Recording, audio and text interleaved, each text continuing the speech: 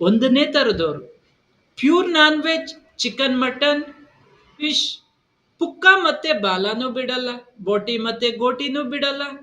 ಎರಡನೇ ತರದವರು ಎಗ್ ಮಾತ್ರ ತಿಂತಾರೆ, ಆದ್ರೆ ವೆಜಿಟೇರಿಯನ್ ಅಂತ ವಾದ ಮಾಡ್ತಾರೆ. ಮೂರನೇ ತರದವರು ಎಗ್ ಅಲ್ಲಿ ಮಾಡಿರೋ ಕೇಕ್ ತಿಂತಾರೆ, ಆದ್ರೆ ಆಮ್ಲೆಟ್ ತಿನ್ನಲ್ಲ.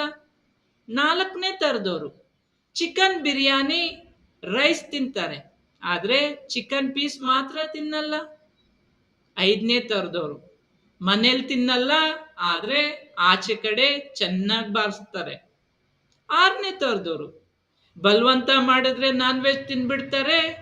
ಮೋಸ್ಟ್ಲಿ ಯಾರಾದ್ರೂ ಬಲವಂತ ಮಾಡೋಕೆ ವೆಯ್ಟ್ ಮಾಡ್ತಾ ಇರೋದು ಏನೋ. ಏಳನೇ ತರದವರು ಗುಂಡ್ ಹಾಕಿದ ನಂತರ ಅವ್ರ ನಿಯತ್ತು ಎಲ್ಲೋಯ್ತು ಅಂತ ಗೊತ್ತಿಲ್ಲ, ದುಂಡು ತಿಂತಾರೆ. ಎಂಟನೇ ತರದವರು ಇವರ ಭಕ್ತಿ ಡಿಮ್ಯಾಂಡ್ ಮಾಡುತ್ತೆ, ನಾನ್ ವೆಜ್ ತಿನ್ಬೋದು ಅಥವಾ ಬೇಡವೋ. ವಾರದಲ್ಲಿ ಕೆಲವು ದಿನ ಅಥವಾ ಕೆಲವು ಹಬ್ಬದ ದಿನ ಇವ್ರು ನಾನ್ ವೆಜ್ ತಿನ್ನಲ್ಲ.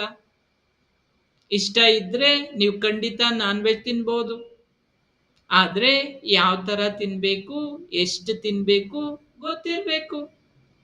ನಿಮ್ಗೆ ಬೇಕಾಗಿರೋ ರಿಸಲ್ಟ್ ಮೇಲೆ ಹೊಂದಿದೆ. ನಾನ್ ವೆಜ್ ತಿಂದಿರೋದ್ರಿಂದ ವೆಯ್ಟ್ ಗೇನ್ ಆಗುತ್ತೆ ಅಂತ ಅಂದ್ಕೊಳ್ಳೋದು ಸುಳ್ಳು.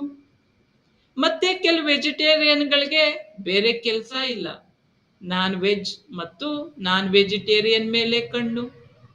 ಅದಕ್ಕೆ ವೆಜಿಟೇರಿಯನ್ ಕೂಡ ಈ ವಿಡಿಯೋ ನೋಡಿದ್ದೀರಿ ತಾನೆ? ನಿಮ್ಗೆ ಊಟ ಬಿಡ್ದೇನೆ ಸಣ್ಣ ಆಗ್ಬೇಕು ಅಂತಿದ್ರೆ ನನ್ನನ್ನ ಫಾಲೋ ಮಾಡಿ. ನಾನು ಮಾಡೋ ವಿಡಿಯೋ ನಿಮ್ಗೆ ಹೆಲ್ಪ್ ಆಗುತ್ತೆ.